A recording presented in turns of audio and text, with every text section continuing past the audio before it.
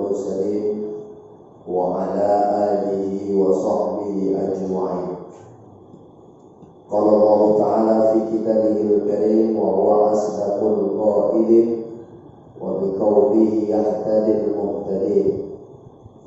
أعوذ بالله من الشيطان الرجيم. بسم الله الرحمن الرحيم. والعصر إن الإنسان لفي خسر إلا الذين آمنوا وعملوا الصالحات وتواصوا بالحق وتواصوا بالصبر. صدق الله العظيم. صدق الله العظيم.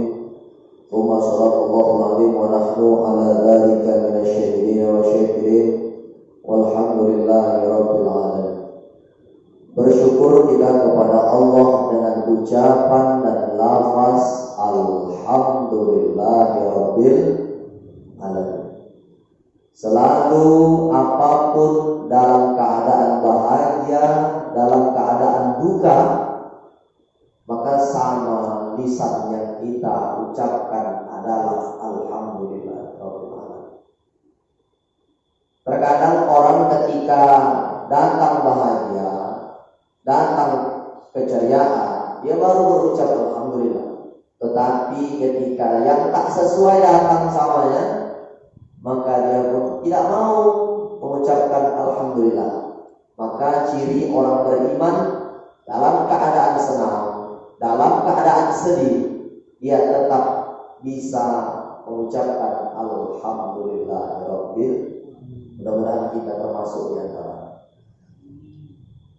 Selawat beriringkan salam berdaunkan iman, tak jenuh dan tak bosan, mari senantiasa kita basahi lisan dan bibir kita. Tidak hanya sekedar keluar, tetapi membekas juga di hati, yaitu mengucapkan selawat kepada Habibina wa Maulana Muhammadin sallallahu alaihi wasallam. Allahumma shalli wa sallim wa barik alaihi. Mudah-mudahan kelak kita yang senantiasa mengucapkan salawat kepada baginda besar Muhammad sallallahu alaihi wasallam, kita diakui sebagai umatnya di yaumil mahsyar kelak. Amin, amin, amin ya rabbal alamin. Orang-orang tuaku, para DKM serta jajarannya yang tak bisa saya sebutkan satu persatu, yang saya hafal ketua kita yang sangat semangat untuk mengemban dakwah apapun macamnya, begitu juga orang-orang tua yang sangat mensupport, ada ide dan masukan yang baik. Mudah-mudahan Allah senantiasa beri rasa istiqomah. Amin. Begitu juga ibunda yang malam hari ini hadir, walaupun dalam keadaan banyak aktivitas di rumahnya, tapi masih sempat datang ke Masjid Baitur Rahman. Ini nilai plus yang Allah hanya bisa membalasnya. Amin. Jadi ibu, ayah anda yang dimuliakan Allah Subhanahu wa ta'ala, Ustaz, yang menyebabkan kita masuk surga ini sebenarnya apa Ustaz? Apa karena amalan? Bisa juga.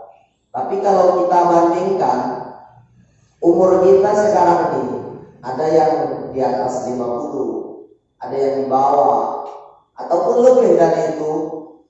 Kalau kita masuk surga karena amal, rasa-rasanya kita ini jauh ketinggalan dengan para sahabat, dengan para orang-orang terdahulu. Abad pertama, abad kedua, abad ketiga disebut dengan salaf. Maka ada istilah salafus sholih, orang yang terdahulu. Abad pertama, kedua, ketiga disebut dengan salaf. Itulah zaman para sahabat. Kemudian dari 3 abad ke bawah, 4, 5 anak dan seterusnya disebut dengan kholaf. Artinya yang belakangan. Kalau dibandingkan kita dengan orang-orang terdahulu, gak ada kita apa-apanya. Contoh sederhananya Abu Bakar. Ketika bulan Ramadan, bulan puasa, sholat tarawih, Bilal membaca Al-Khalifatul Ula, Amirul Mu'minin Sayyiduna Abu Bakr Siddiq. Kita pun menjawab radhiyallahu anhu. Abu Bakar itu kaya, banyak hartanya, sampai sampai dia menyedekahkan hartanya itu, andai ada hartaku sebesar gunung Uhud emas, itu pun aku berikan untuk agama Allah. Belum ada apa-apanya gitu. Ali bin Abi Thalib, orangnya susah, menantu Rasulullah, susah mengambil upah menimba air dengan orang non-muslim. Ketika datang Fatimah ke tempat ayahnya Rasulullah, wahai ayah, kehidupan kami susah. Dikasih sama Rasulullah beras. Saat itu tak ada beras, makanannya gandum, korma, anggur yang dikeringkan. Dikasih enggak, tapi apa? Rasul mengasih bacaan, Rasul menyuruhnya berzikir. Bilang sama Ali, pertama baca Subhanallah, zikir yang kita baca setiap kita siap sholat. Ilahana Rabbuna anta maulana subhanallah, subhanallah 33 kali. Setelah itu alhamdulillah 33 kali. Yang terakhir Allahu Akbar 33 kali.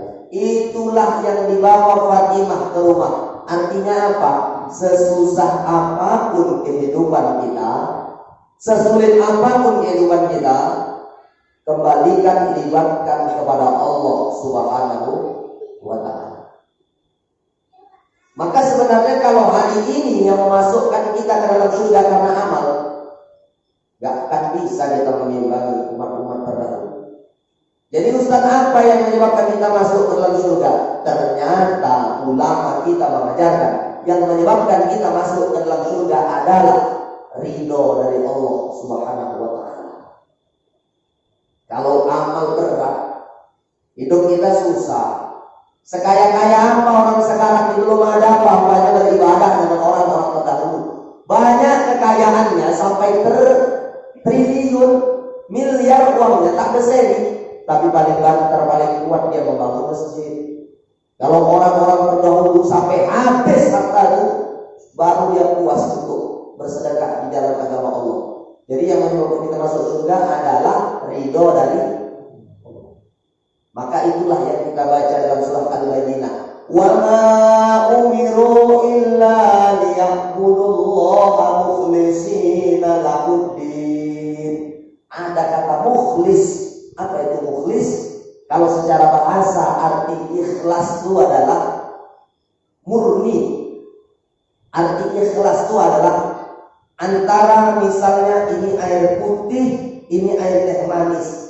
Gak boleh air putih ini bercampur dia dengan teh. Kenapa? Gak murni lagi. Jadi ikhlas itu murni. Apalagi yang istrinya namanya murni. Murni lah, murni aja itu. Harus nikah murni. Jadi ibu, ayahanda yang dimuliakan Allah Subhanahu wa ta'ala, yang menyebabkan kita masuk surga adalah ridho dari Allah. Dan agar ridho itu dapat, maka apapun kita harus ikhlas. Datang kita ke Masjid Baitur Rahman malam ini, ibu-ibu, bapak-bapak, asal ustaznya dalam masjid nengok jam, selama masjid nengok dinding. Kenapa? Lama kali ini udah ustaz bagus, tadi gak usah datang. Udah datang mau pulang sekarang, nunggu pulang lama kali. Terakhir ada rasa gak ikhlas di hati, maka tanamkan dalam hati, jangan sampai itu terdetik, terbersit di hati kita. Maka itulah yang menyebabkan kita tak ikhlas. Kalau tak ikhlas, Allah tak ridho. Maka sebenarnya ibu dalam ibadah ini gampang. Kadang-kadang kalau masih ada orang aku ikhlas kok, ambil aja untuk kakak, itu bisa dicurigai dia ikhlas. Karena ikhlas itu tak berucap. Ikhlas hurufnya ada berapa tuh? I-K-L-A-S 6. Ikhlas I-K-H-L-A-S 6 kan? Berangkat dari rukun iman yang 6. Ibadah karena hati lebih Allah sukai. Itulah ikhlas. Jadi kalau masih berucap, Bapak ikhlas kok, ambil aja deh itu aja. Perlu dipertanyakan, kadang-kadang yang seperti itu nggak ikhlas. Maka perlu kita tanamkan, datang kita ke majelis ta'lim pengajian malam ini, pasang niat nawaitu ya Allah, dengan ini pula dengan amalan yang kecil ini pula ikhlas, ini yang bisa memasukkan kita ke dalam surga Allah Subhanahu wa ta'ala. Saya mau tanya sama ibu-ibu. Ibu-ibu datang ke sini tak ada paksaan. Mudah-mudahan ada ikhlas. Bapak-bapak? Enggak, cuma Udin yang jawab. Yang keluar suaranya.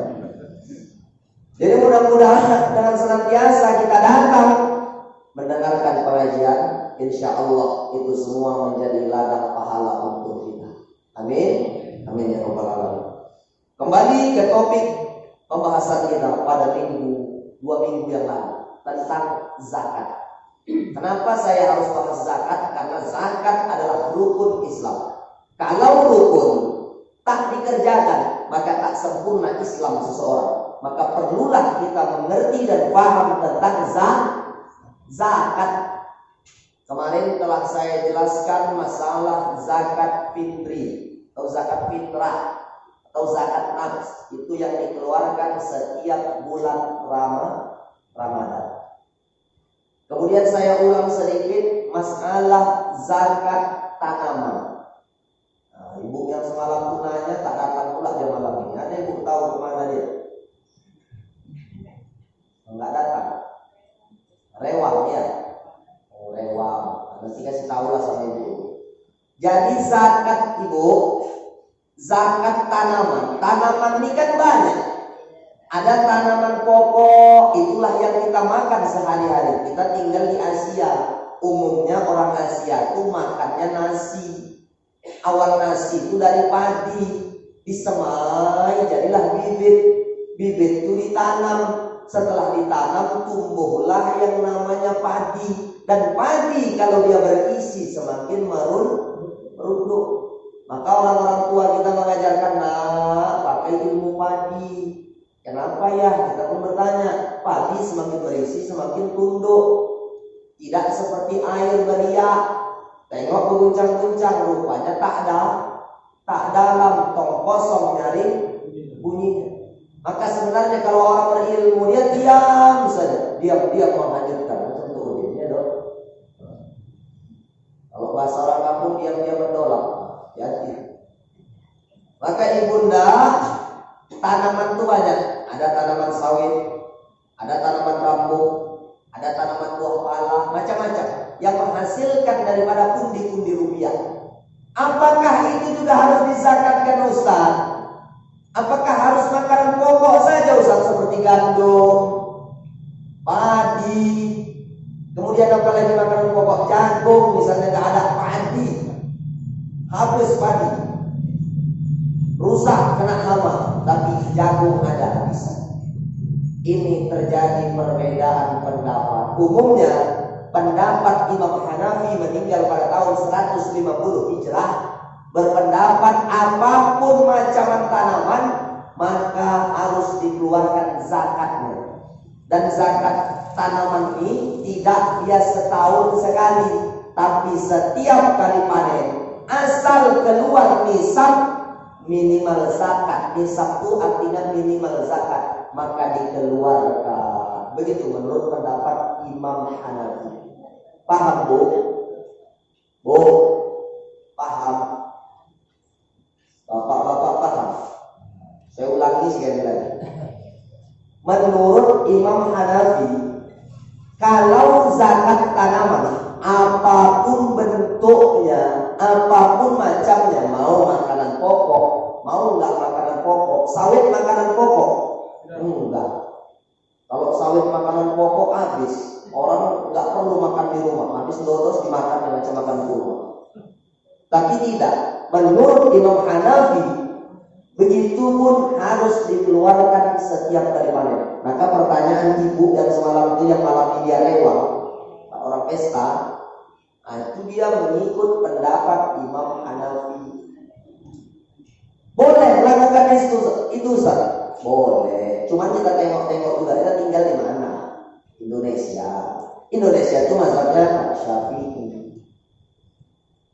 Imam Syafi'i gimana Ustaz? Imam Syafi'i yang dikeluarkan zakatnya setiap kali panen khusus makanan pokok.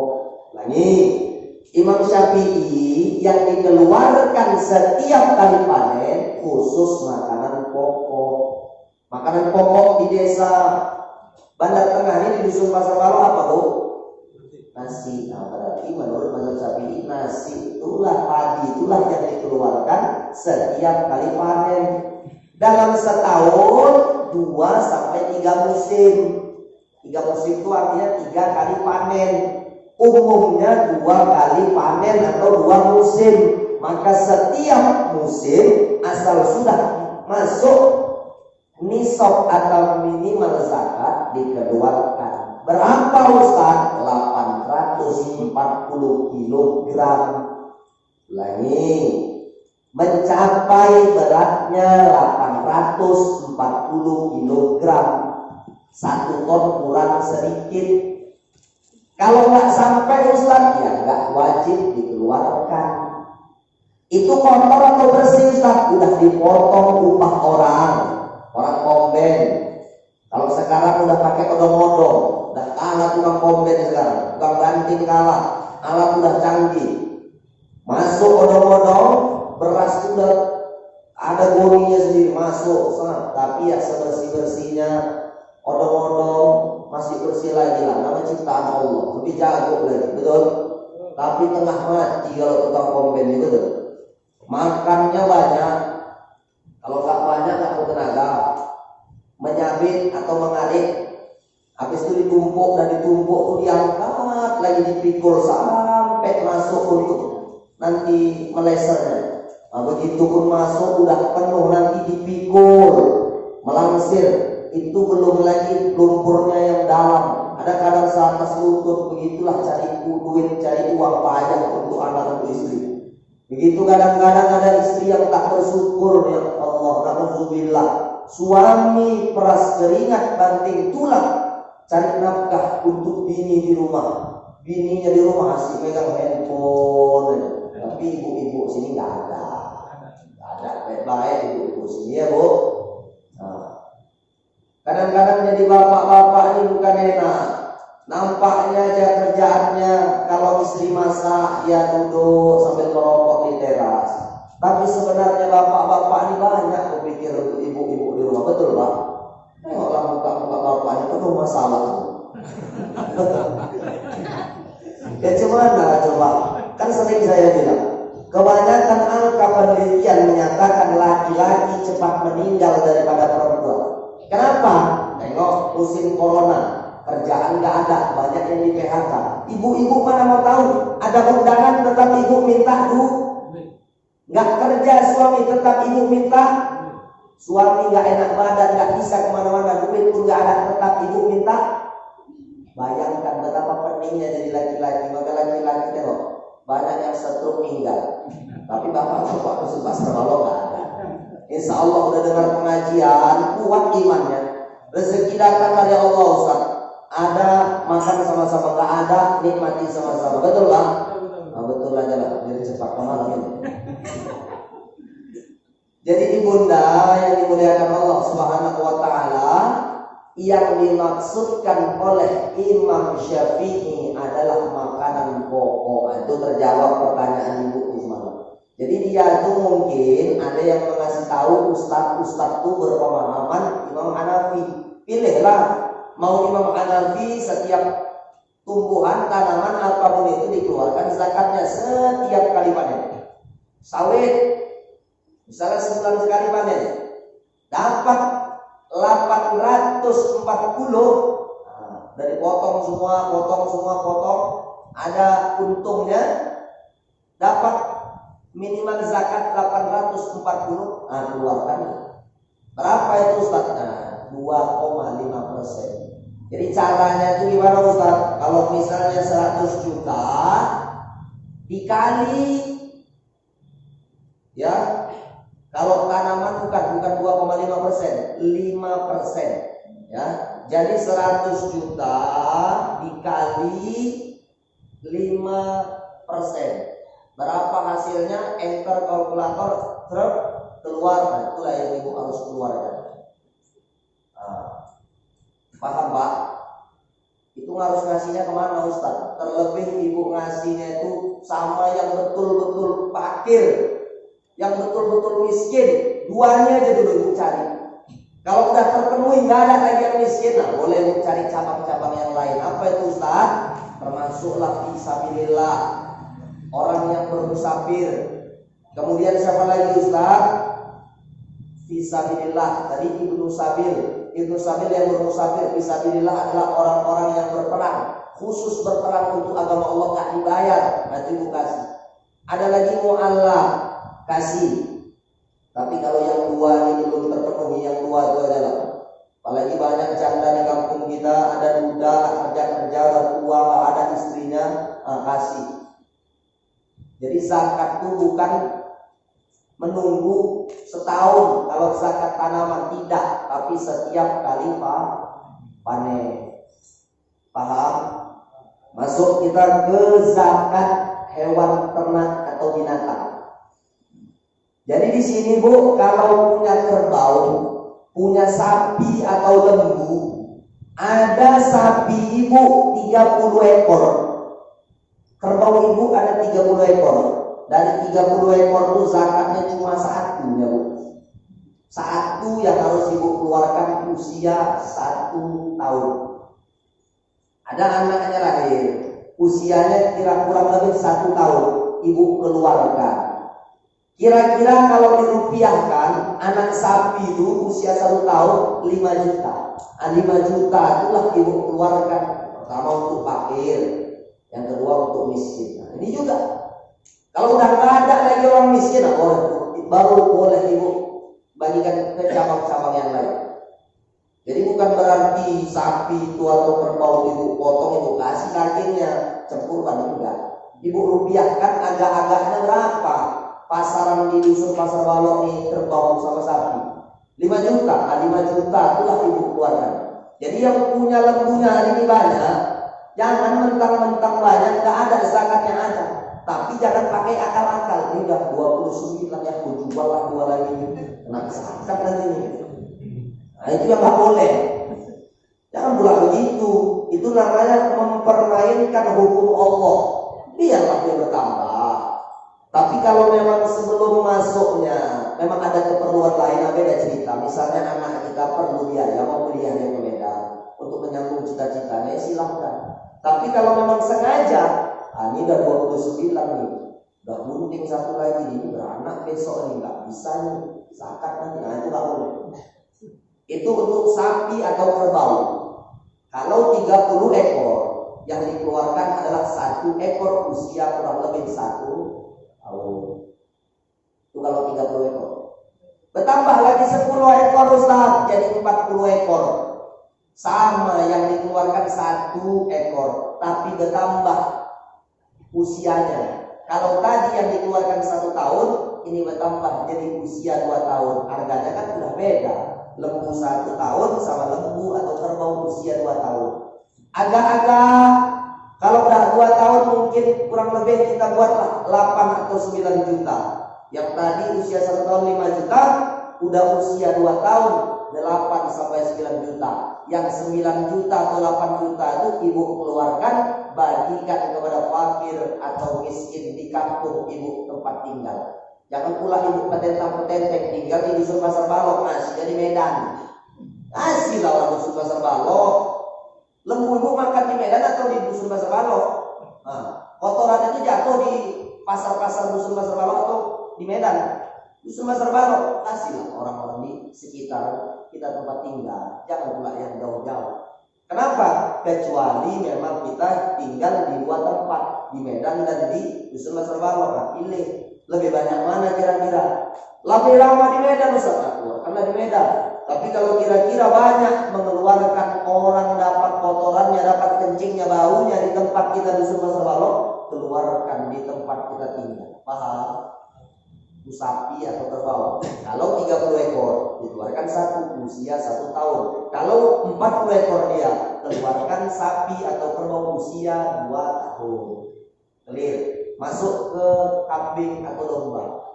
Bahasa kita kambing biar lebih enak. Itu gimana Ustaz? Dia 40. Dari 40 Pas 40, satu dikeluarkan.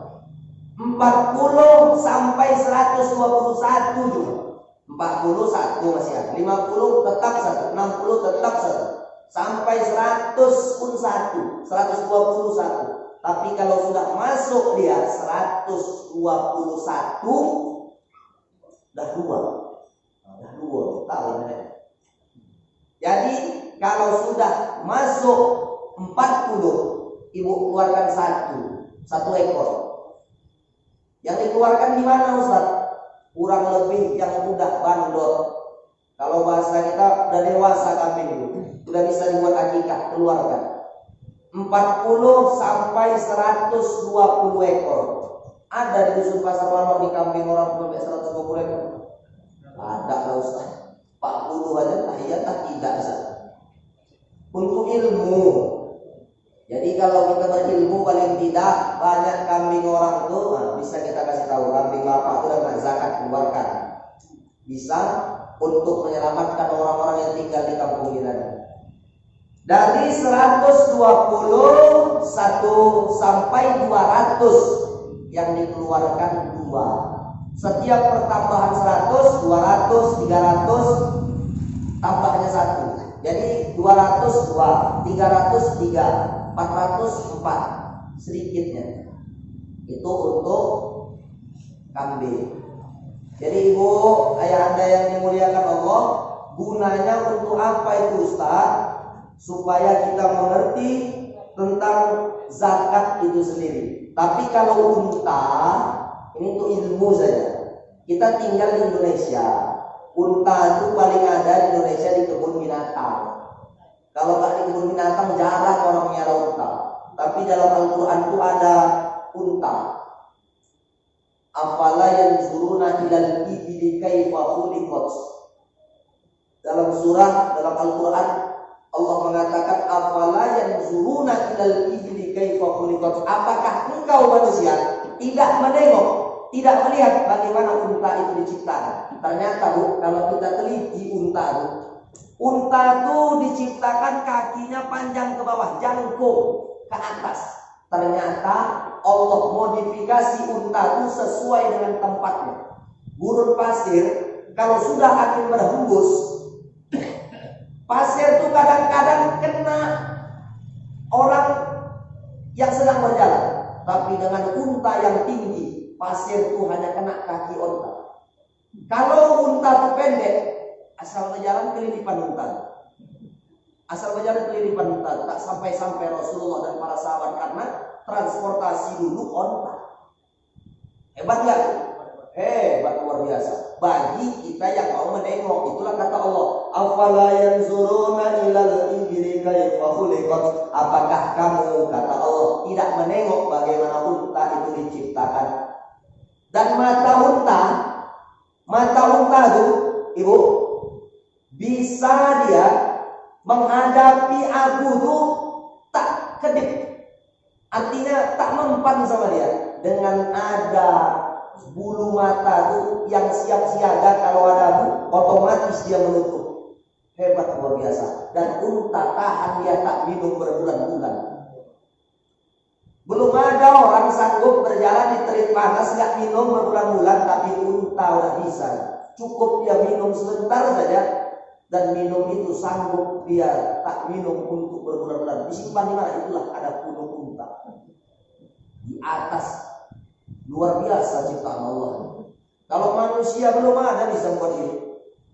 Hebat, luar biasa, berbulan-bulan. Dan unta sanggup dia mengunyah kaktus berduri, dan duri itu tak mempan sama lidah dia. Kaktus hidup di padang pasir, dan itu makan unta dilahap sama unta. Dan ternyata setelah unta itu makan kaktus, dari yang dimakannya itu dapat menghasilkan susu yang lezat. Dan susu itu sangat mujarab untuk obat manusia. Jangankan susu, kencingnya aja, kotorannya saja jadi obat. Itulah unta.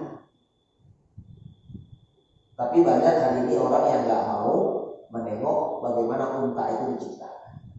Maka banyak-banyaklah kita menengok dari apa yang ada di dalam Al-Quran. Dan unta sudah ada di dalam Al-Quran.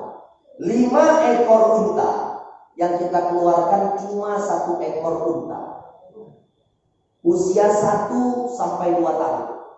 Kalau ada ibu-ibu punya unta, misalnya ya unta, dalam 5 ekor unta, ibu keluarkan 1. Itu bukan 1 ekor unta ya, tapi 1 ekor kambing. Nah, diagak-agakkan 1 ekor kambing. Bukan unta juga, 1 ekor kambing. Unta paling murah, udah banyak koreng-korengnya 35 juta. Ustaz kok tahu ya? Ada baca artikel. Jadi unta itu paling murah 35 juta. Rasul menikah dengan Khadijah Isyruna bakar. Berapa itu Isyruna bakar? 20 ekor unta. 20 ekor unta paling murah 35 juta. 35 juta kali 20. Duitnya berapa? 700 juta. Anak muda hari ini melamar seorang gadis 700 juta. Itu anak muda kaya atau kiri? Kaya. Jadi nggak ada hari ini orang bilang Nabi itu susah, bacanya compang camping. Salah. Nabi kita tuh kaya. Saking kayanya dia melamar Khadijah itu bukan unta kaleng-kaleng. Kalau bahasa kita sekarang, mobil paling mahal sekarang ini apa? Lamborghini. Atau di atas saja, itulah kira-kira unta. Itu bukan unta korengan, unta merah. Unta paling murah 35 juta kali 20. 700 juta kan tuh. Jadi kalau hari ini ada bilang Nabi lihat kiri, sholatnya di pelepah kurma, itu dia tak tahu baca sejarah. Usia 50 tahun Nabi berangkat dari Madinah ke Badar. Maka ada istilah perang Badar. Sampai di Badar, Nabi itu perang. Usia 50 tahun. 50 tahun loh, Bu, bayangkan. Suami ibu berapa tahun usianya? Ibu kira-kira dalam hati. Kalau saya ucapkan ini dengan pula bapak-bapak. 50 tahun naik kuda dari Madinah ke Badar, jarak 150 km. Jarak dari Madinah ke Badar 150 km naik kuda. Sampai Badar perang. Dapat harta rampasan perang. Dulu kalau orang perang kalah, hartanya itu dirampas. Maka ada istilah orang yang kalah perang ditawan, dan itu diperjualbelikan, itulah budak. Maka Islamlah melepaskan budak paling cepat. Orang melanggar sumpah, orang di bulan puasa menggauli istrinya atau istri melayani suaminya di bulan puasa, maka pertama sekali dia harus berpuasa 2 bulan berturut-turut. Kalau nggak bisa juga bebaskan budak. Budak sekarang udah nggak ada. Jadi Islamlah yang pertama sekali mempercepat bagaimana menghilangkan budak. Maka ibu, Rasul dapat harta rampasan perang 50 uang dinar. Mata uang dulu cuma 2. Dinar itu emas, dirham itu perak. Saya ulangi, mata uang Nabi itu 2. Dinar sama dirham. Uang kertas kayak kita sekarang nggak ada. Tukarnya dulu uang dinar. Dinar itu emas, dirham itu perak. 50 dinar Rasul dapat. 1 dinar 50 keping, Bu, dapatnya. Jadi 1 keping itu beratnya 4,25 gram. Hari ini harga emas murni berapa, Bu? 1 gram 800 kurang lebih. Kita buat aja 800 kali 4. Berapa juta? 2 juta. Berapa? Bikin aja lah 3 juta kalau udah lama beli di tempat itu. Udah langganan, bikin 3 juta. Dikalikan 50.000. Berapa miliar? Triliun atau miliar? Miliar. Bayangkan perang di Badar dapat 50.000 keping uang dinar. Beratnya 1 keping 4,25 gram. Kalau harga emas sekarang 4 gram 3 juta. 3 juta dikali 50.000. Miliar dapat Nabi. Jadi kalau hari ini ada yang bilang Nabi itu susah, engkau tak baca sejarah, saudaraku. Maka kita katakan Nabi kita itu kaya. Cuman dengan kekayaannya dia tak mau poya-poya. Tak pernah kita jumpakan dalam teks hadis Nabi itu cangkirnya dari emas, bajunya dari sutra. Tak ada. Kalau orang-orang sekarang kan gitu. Baru pulang dari Malaysia laki-laki dia pakai rantai emas, duduk di warung, buka baju biar supaya rantainya nampak sama orang. Tanya bang makan bang minum, rupanya cuma nawarin aja. Itu siang makan orang tua bayar sendiri. Habislah kena tipu. Maka sesuaikanlah itu semua yang tidak dengan berlebih-lebihan. Jadi ibu, kalau tadi 5 ekor dikeluarkan 1 ekor atau 1 ekor kambing yang usia 1 atau 2 tahun. Itu kalau 5 ekor unta. Paham? Untuk ilmu saja. Kemudian kalau dia 10 ekor dikeluarkan itu 2 ekor kambing. Sama usianya. Kurang lebih 1 tahun. Begitu juga 15 bertambah 3, 24 dan seterusnya. Untuk ilmu saja. Jadi dengan kita senantiasa mengeluarkan zakat tanaman, zakat hewan ternak, insya Allah rezeki yang kita punya itu berkah. Ini yang harus kita garis bawahi, berkah. Dan kita sudah tahu ilmunya. Kemudian ibu, ada namanya zakat perniagaan.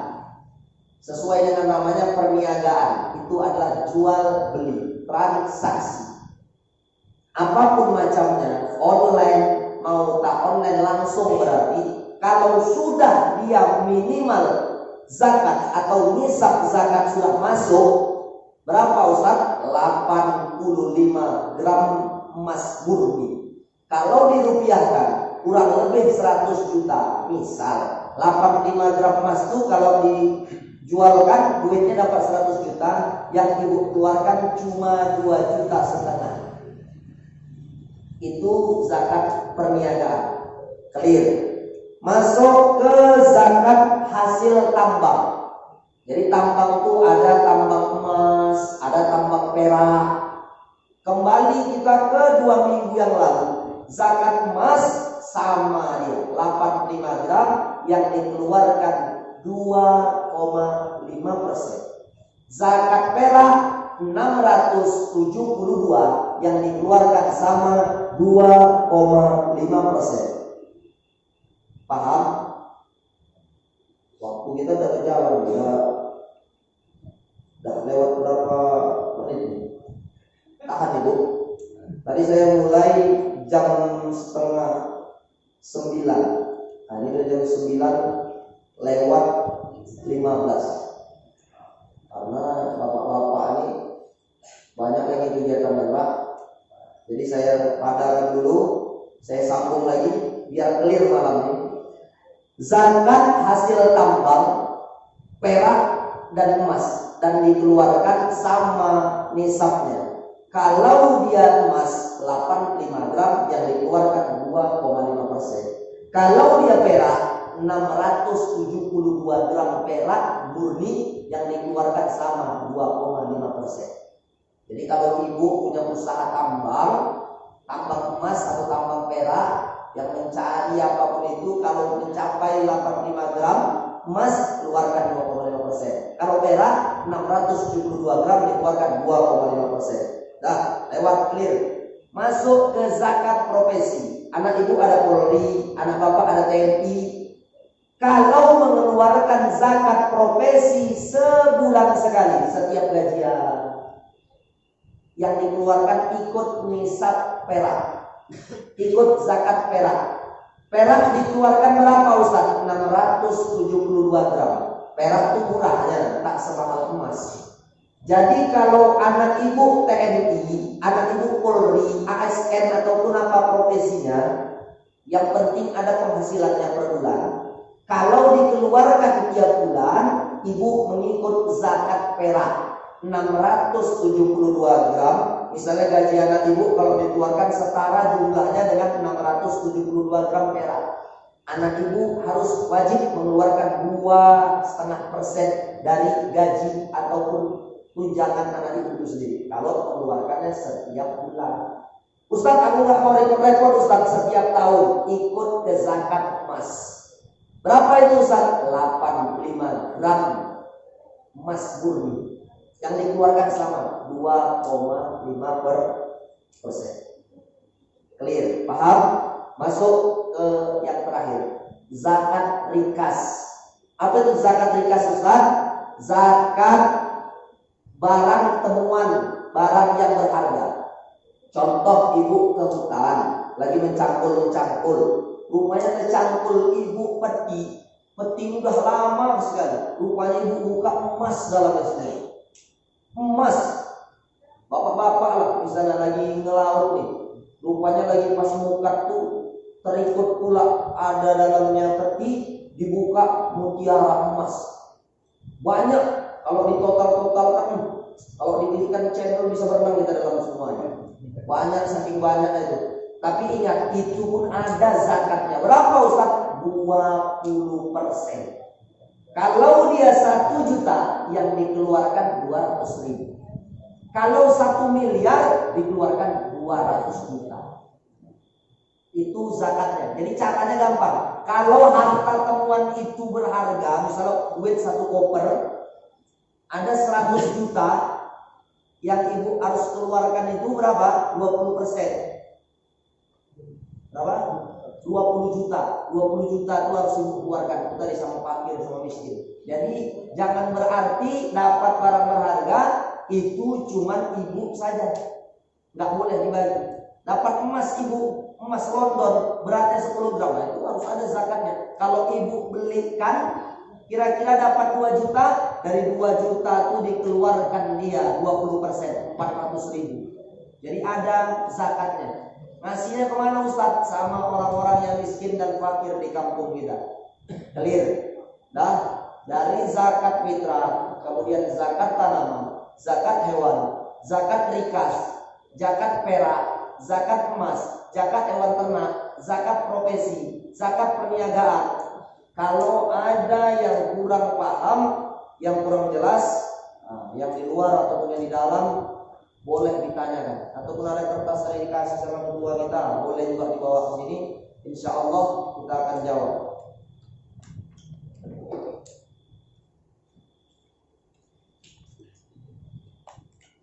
Sesi tanya jawab.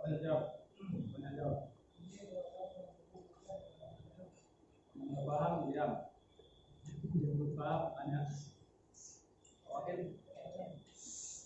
Dia paham.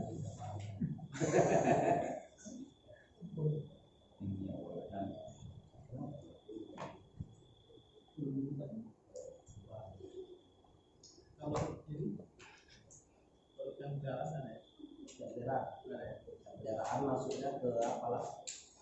Ke perniagaan. Kan dijual. Yang pertama sekali, hutang itu kan ada jaminan kita untuk membayar. Walaupun dia hasil hutang, tapi kita kan punya etikat untuk membayar. Setelah dibayarkan ke hutang, ada untungnya. Maka untungnya tadi itu kurang lebih mencapai nisab atau minimal zakat. Tetap dia harus mengeluarkan zakat. Dengan catatan hutangnya itu dibayar setiap misalnya setahun ataupun sebulan sekali. Udah disisihkannya untuk pembayaran itu, dan setelah itu ada pula sisanya, maka itulah dikeluarkan untuk zakat. Bukan berarti mentang-mentang hutang nggak ada zakat, tetap ada zakat. Dengan catatan uang tadi itu sudah disisihkan dan bersihnya itu ada senilai 85 gram emas murni, itulah yang harus dan wajib dikeluarkan. Kalau tadi keluarkan itu macam saya bilang, nanti dia mengeluar sendiri. Dengan cara apa Ustaz? Anak ibu kuliah di toko orang atau dihipnotis orang, minta tebusan dan segala macam, atau suami ibu sakit, nggak biasa-biasanya orang sakit seperti itu, suami ibu sakit keluar juga. Saya mau tanya, lebih bagus keluar mengikut syariat Allah atau dikeluarkan paksa sama Allah? Mudah-mudahan dengan ibu keluarkan itu insya Allah jadi ladang pahala untuk kita. Amin.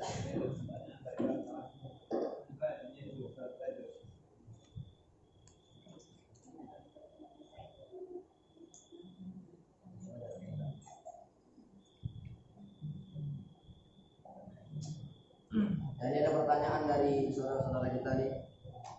Maaf Pak Ustaz, di suatu tema, apakah sama ipar itu tidak batal wudu? Mohon keterangannya Pak.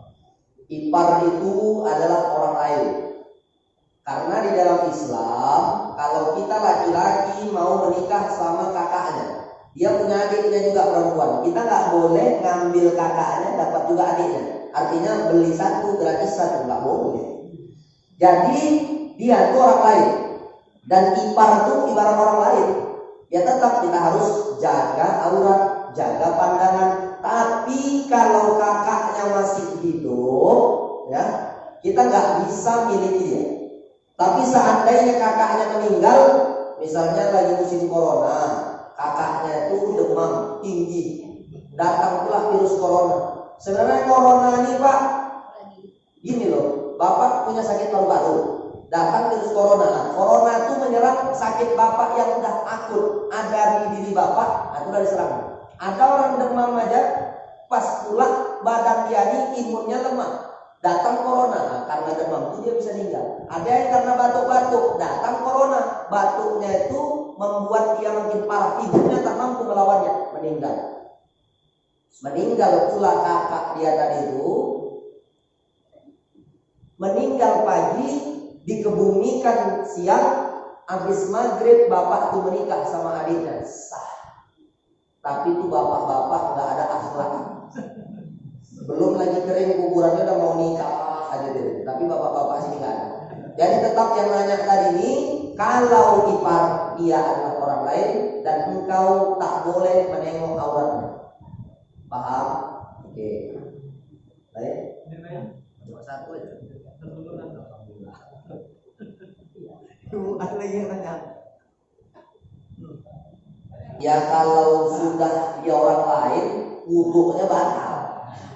Nah, kalau udah dia dibilang orang lain, batal. Karena dia boleh nikah. Tapi kalau dia mahram, nah ini masalahnya mahram. Kalau mahram itu misalnya saya sama Pak Sapi'i. Pak Sapi'i laki-laki. Udah?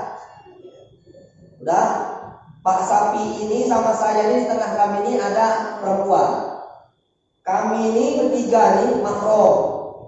Mahram itu artinya yang nggak boleh nikah. Itu namanya mahram. Jadi Pak Sapi dan saya bersentuhan dengan adik kami yang di tengah nih. Pak Sapi adiknya saya, kakak saya itu. Saya boleh. Tapi jangan mentang-mentang boleh, saya pegang dia, bukan. Tapi misalnya nggak sengaja bersentuh, tak batal. Tapi kalau dia ipar, mau dia ipar perempuan atau ipar laki-laki, asal bersentuh batal. Karena engkau sama dia boleh menikah. Meninggal istrimu, dia punya adik perempuan. Adik perempuannya itu kan adik ipar kita. Pas pintu kita sempit, kita mau keluar sholat Jumat, senggolan gitu, batal. Jadi batal. Dan engkau boleh nikah dengannya. Setiap yang boleh nikah bersentuh batal. Itu pendapat Imam Syafi'i. Tapi kalau Imam Hanafi, ataupun Imam siapa lagi? Imam Malik, sentuhnya nggak sengaja ya. Contoh kita lagi berangkat ke Saudi Arabia, haji atau umroh. Pas tawaf tuh tersenggol sama orang Afrika yang kulitnya hitam-hitam, bukan orang tuh tinggi, ibu semekot lah, semeter kotor kan gitu, tersenggol, ikut aja ke mazhab orang tuh. Karena kalau mau wudhu tak siap-siap nanti ibu tawaf tuh 7 kali, dan 7 kali itu dia memutar arah jarum jam. Kalau jarum jam itu kan berputar dia dari kiri ke kanan. Tapi kalau kita ini berlawan, berarti dari kanan ke kiri. Sama macam membaca bahasa Arab. Ibu baca Quran tuh dari mana? Dari kiri ke kanan atau dari kanan ke kiri? Dari kanan ke kiri. Nulis bahasa Arab dari kanan ke kiri. Jadi kalau kita berangkat ke sana, kita boleh pindah mazhab untuk memudahkan kita beribadah. Dalam Islam itu tak dipersulit. Maka ibu-ibu, bapak-bapak yang ada duitnya, bingung mau belikan tanah atau belikan sawah, ini udah pasang niat 2021 berangkat umroh. Bingung Ustaz, banyak travel Ustaz, tapi corona udah lewat nanti corona, tanya-tanya sama orang ataupun tanya sama saya juga buka jasa mau berangkat umroh. Nanti kalau ibu berangkat 2021, insya Allah berangkat kita sama-sama ke sana. Ustaznya sekalian promosi, bukan kasih tahu. Ya, ibu-ibu, ada kawan ibu siapapun nanti hubungi sama Pak Syafi nanti hubungi saya, berangkat kita umroh sama ke sana. Daripada uang ibu habis, ibu belikan tanah nanti dikasihkan sama ahli waris. Tapi kalau ibu berangkat sama bapak berdua, itu nanti yang menyelamatkan ibu ketika sudah masuk di dalam kubur, menyempurnakan rukun Islam. Nggak bisa haji, paling tidak begitu yang di luar, dengar? Apa kata orang? Udah bu, ada lagi bertanya?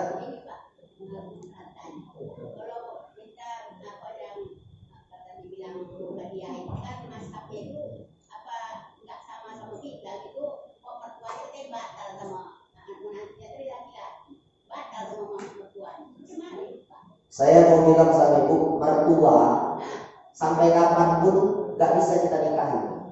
Jadi misalnya saya dengar, ibu punya anak perempuan, saya menikahi anak ibu, saya sama ibu sampai kapanpun saya gak bisa menikah. Setiap yang gak bisa menikah bersentuhan wudhu tak batal. Nah, karena kami belajar Muhammadiyah itu dia ikut pendapat Imam Malik. Imam Malik itu suami istri tak batal. Jadi mau naik kereta boncengan pun pegang-pegangan tak batal. Karena Imam Malik itu yang dikatakan batal itu kalau bersyahwat. Asal bersyahwat, memegang bininya batal. Tapi kalau nggak bersyahwat tak batal. Jadi karena sepengalaman kami belajar, yang namanya menantu sama mertua itu nggak boleh nikah. Walaupun bapak udah cerai dari istri bapak yang sekarang, dia tuh tetap orang tua kita, sama seperti emak kita. Jadi kalau ada mertua dan menantu menikah, hati-hati, nikahnya itu tak sah. Kenapa? Karena mertua dan menantu tak boleh nikah. Certaan orang lain, udah dapat anaknya, diambil pula bapaknya, diambil pula mamanya, tak boleh. Begitu. Yang lain ada, kalau tak ada kita tutup dengan doa.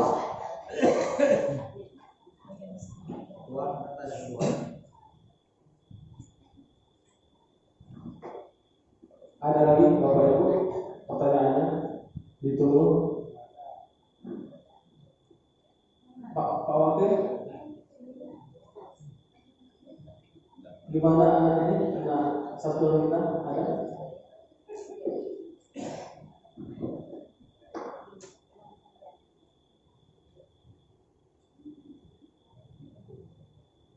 Pak Wakil Ketua.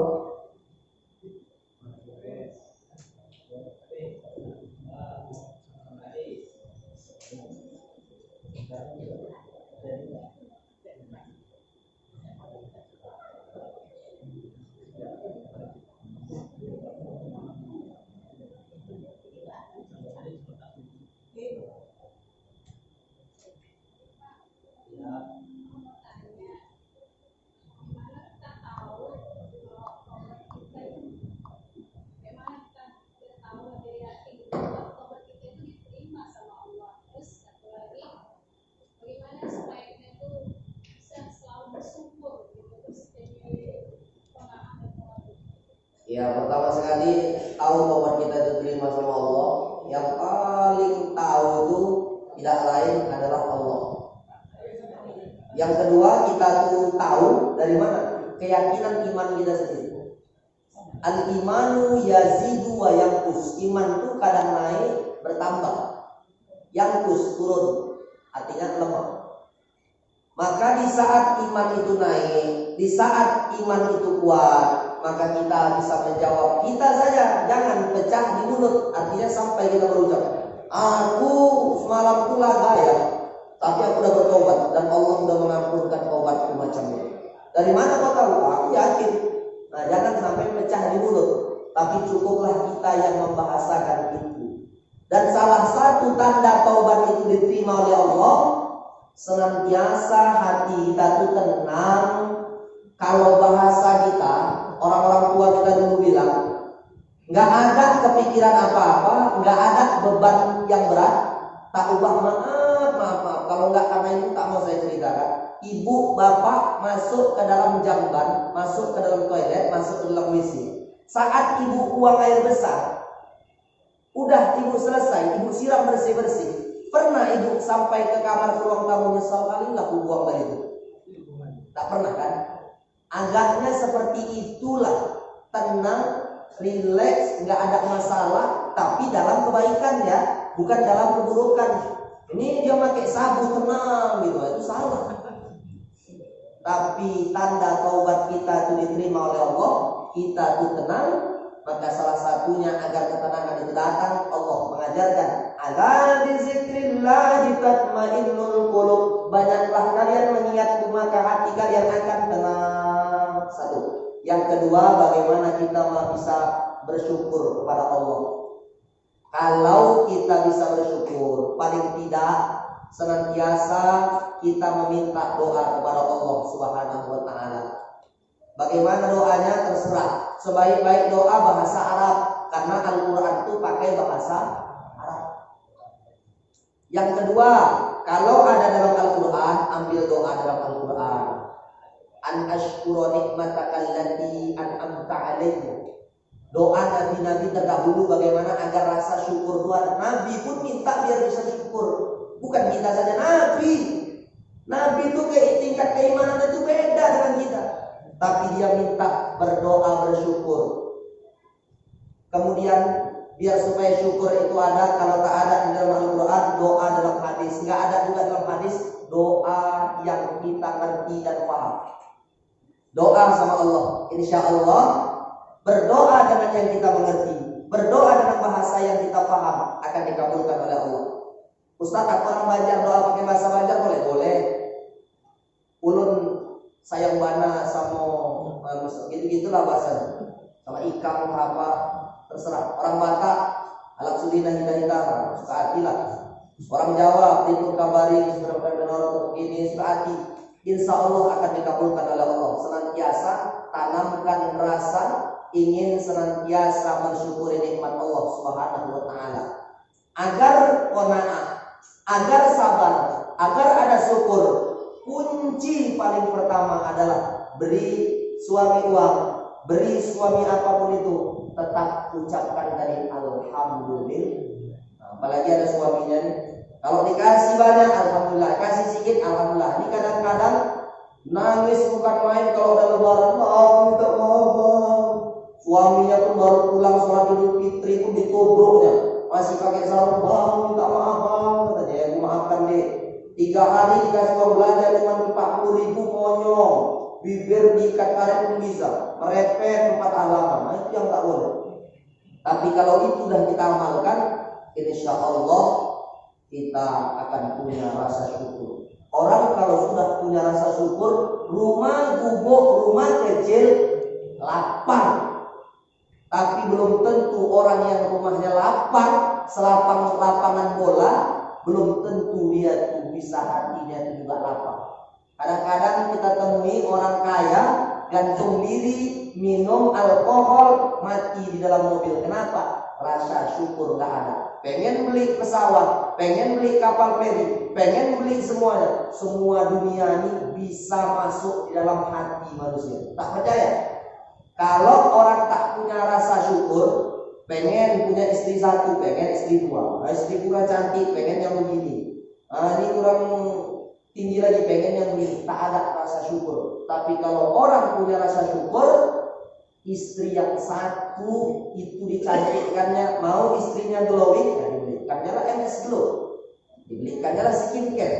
Ini kadang-kadang nengok istri orang lebih cantik, rumput tetangga lebih hijau, istri dia dipakaikannya bedak pipa nomor 16, lepo sana itu bedak dulu, sama kulit pun tak menyatu. Bagaimana rasa itu mau timbul ya? Jangan ketawa-ketawa lah Pak. Oke, demikian. Allah a'lam. Sebelum tutup doa, kami panggilkan kepada anak-anak kami, anak adik, agar masuk di ruang tengah agar diberi santunannya.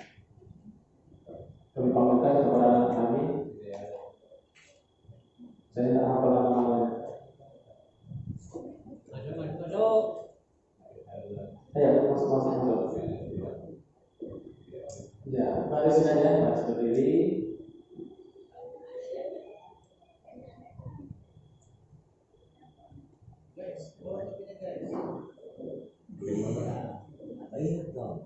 Berapa? 4 orang ya? Berarti ada 3 lagi ya? Berarti nanti dititip aja nanti ya. Yang ada 4. Kami mintakan kepada orang-orang yang ini yang kami tunjuk namanya agar memberikan santunan kepada anak kami ini. Mudah-mudahan insya Allah berkah terutama kepada orang-orang yang senantiasa bersedekah untuk anak yatimnya, karena ada khusus kotak anak yatim yang akan diisi kapan saja kecuali sudah tutup malam hari. Ini kita berikan insya Allah setiap bulannya, setiap akhir bulan buka kotak infak malam Sabtunya kita berikan. Dan sampai hari ini sudah ada 4 kali ya kita adakan. Dan insya Allah panjang umur kita lanjutkan seterusnya. Dan mudah-mudahan barokah. Ini kami mintakan yang pertama kepada Ustaz kita Muhammad Iqbal Panjaitan untuk memberikan santunan anak yatim kepada anak yatim yang ada di Dusun Pasar Kalau ini. Mudah-mudahan bermanfaat. Ya, tolong sangat ya.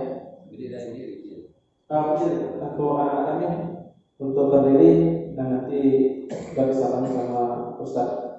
Kepada kedua Bapak Akhirudin Saragi. Yang nomor 3 kepada Armani Siraka. Yang keempat kepada Jainuddin. Yang kelima kepada wakil kita yaitu Usman.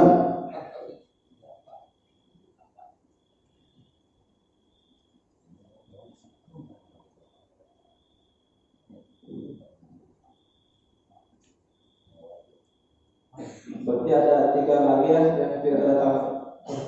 Habis. Berarti ini untuk yang tidak datang begitu. Ini untuk yang tidak. Mudah-mudahan ada manfaatnya untuk anak-anak kami, ya bisa digunakan untuk uang jajan, mau sekolah, terserah ya. Mungkin ini aja Bapak Ibu yang bisa kami sampaikan. Ini ada 3 lagi nanti kita dititipkan kepada orang-orang yang terdekat ya, dan di pasar sama yang di pertengahan ini ya. Untuk selanjutnya kami serahkan kepada Ustaz untuk berdoa. Ayahanda bunda sekalian, marilah kita angkat kedua tangan kita untuk mendapat berkah. Mari kita berdoa kepada Allah Subhanahu wa taala. Insyaallah pertemuan kita akan kita sambung pada pertemuan yang akan datang, nanti diinformasikan oleh Ketua BKN. Oleh karena itu, marilah kita berdoa kepada Allah Subhanahu wa taala. Marilah kita beristighfar 3 kali. Astaghfirullahaladzim, astaghfirullahaladzim, astaghfirullahaladzim, alladzi la ilaha illa huwal hayyul qayyum wa atubu ilaih. La haula wala quwwata illa billahil aliyyil azim. A'udzu billahi minasyaitonir rajim. Bismillahirrahmanirrahim. Alhamdulillahirabbil alamin wassalatu wassalamu ala asyrofil anbiya'i wal mursalin wa ala alihi washabbihi ajmain. Allahumma ighfir lana dzunubana wa li walidina warhamhuma kama rabbayana shaghira. Duhai Allah yang Maha Rahman yang Maha Rahim, malam hari ini kami adakan kedua tangan sebelum tadi 11 kepala kami. Ada kesalahan yang khilaf yang kami sengaja ataupun yang tidak, Tuhan Allah ampunkan segala dosa kami, ampunkan segala kesalahan kami. Setelah Engkau ampunkan dosa dan kesalahan kami, ampunkan pula dosa ibu bapak kami ya Rabb. Sayangi mereka, cintai mereka sebagaimana mereka menyayangi dan mencintai waktu kami kecil. Duhai Allah yang Maha Rahman yang Maha Rahim, hari ini kami berkumpul di rumah-Mu di Masjid Baitur Rahman. Jadikanlah kami hamba-hamba yang senantiasa bersyukur kepadamu, hamba-hamba yang senantiasa istiqomah dalam menjalankan ibadah kepadamu ya Rabb. Pintarkan kami, pandaikan kami dalam mempelajari ilmu agama. Duhai Allah yang Maha Pengasih yang Maha Penyayang, andai rezeki kami di langit turunkanlah ya Rabb. Andai rezeki itu di dalam bumi naikkanlah ya Rabb. Andai jauh dekatkanlah, dan yang dekat sampaikan kepada kami ya Allah. Duhai Allah yang Maha Rahman yang Maha Rahim, Ayahanda kami saat ini sedang dalam keadaan sakit. Saudara kami hari ini sedang dalam keadaan sakit. Sembuhkan penyakit mereka ya Allah. Angkat penyakit mereka ya Allah. Ibu kami sedang dalam keadaan sakit, tak bisa berjalan berbaring di tempat tidur ya Allah. Dengan berkah kami belajar mengaji, belajar membaca Al-Quran, belajar segalanya tentang agama. Sembuhkan mereka, angkat penyakit mereka ya Allah. Kami sayang kepadanya, kami cinta kepadanya ya Allah. 9 bulan 10 hari ibunda kami mengandung membesarkan kami. Terkadang nyawanya menjadi taruhan untuk kami anak. Terkadang kami tak bersyukur kepada mereka ya Allah. Sembuhkan mereka ya Allah. Ayah kami mencari nafkah banting tulang peras kering. Dia tak tahu bagaimana panas terik matahari. Yang dia tahu ketika pulang dia dari laut, pulang dia dari tempat kerjanya, dia membawa uang untuk istri dan anaknya kami ya Allah. Mudahkan mereka untuk mencari nafkah untuk kami. Andai mereka sudah pergi meninggalkan kami, lapangkan kuburnya ya Allah. Wangikan kuburnya ya Rahman. Jadikan amal ibadah sebagai sahabat yang menerangi di dalam kuburnya. Wangikan kuburnya dan jadikan kuburnya sebagai taman-taman surga. Duhai Allah, satu pinta kami, ketika Engkau hendak mencabut nyawa kedua orang tua kami, jangan Engkau cabut ya Allah sebelum kami dapat menyenangkan hati mereka. Duhai Allah, satu pinta kami, ketika nanti Engkau hendak mencabut nyawa kami, lancarkan lisan kami untuk mengucapkan kalimat la ilaha illallah, la ilaha illallah Muhammad Rasulullah. Rabbana atina fid dunya hasanah wa fil akhirati hasanah wa qina adzabannar. Wa qina adzabannar. Sallallahu alaihi wasallam.